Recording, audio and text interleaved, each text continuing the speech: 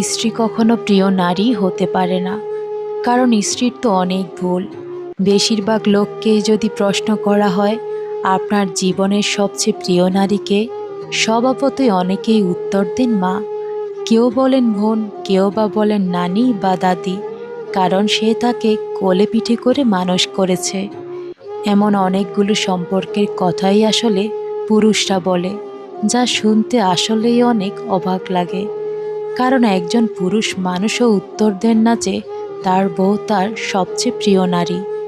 আসলে বাঙালিদের সমস্যা, বউকে ভালোবাসি বললে তারা মনে করে ছোট হবে, মান সম্মান চলে যাবে, লোকে বউ পাগল বলবে, বউয়ের কাছে ছোট হয়ে যাবে, অথবা এটা ভেবে নে বাকি পুরুষদের সামনে হেডাম কমে যাবে। আচ্ছা, এমন একজন মানুষও কি নেই যার হাসপাতালের বেডের পাশে নির্ঘুম রাত কাটিয়েছে তার স্ত্রী, অথবা একসাথে জীবনের যুদ্ধটা করবে বলে বাবার বাড়ির আভিজাত্যকে দূরে রেখে স্বল্প বেতনের ছেলেটাকে হাত ধরে বাবার বাড়িটা ছেড়ে এসেছে? শ্বশুর বাড়ির অবজ্ঞা অবহেলা পেয়েও বাবার বাড়িতে জানিয়েছে অনেক ভালো আছে, খারাপ খেয়েও বলেছে অনেক ভালো আছে? নাকি নিজের বিছানা, মায়ের রান্না, জন্মের পর বাড়িটা ফেলে আসা অনেক সহজ, যার কারণে বউ কখনো প্রিয় নারী হওয়ার যোগ্যতাই রাখে না?